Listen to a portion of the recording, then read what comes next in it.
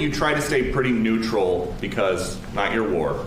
But And by the way, not my war. I just want to solve the problem for people. This was not a war that was going to happen if I were president. Right, and so not your war, but as you try to fix it, and as you survey this hellscape of the Ukrainian front lines, It's horrible. and you and your team deal with a very stubborn Vladimir Putin. Yeah.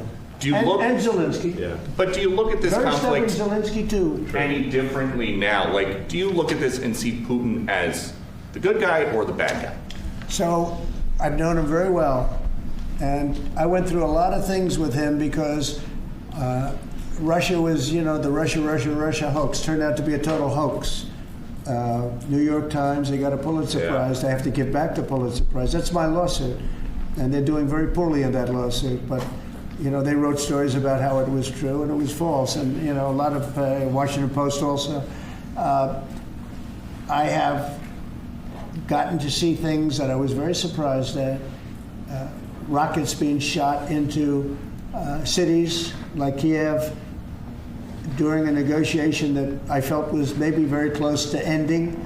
We were going to solve a problem, and then all of a sudden rockets got shot into a couple of cities and people died.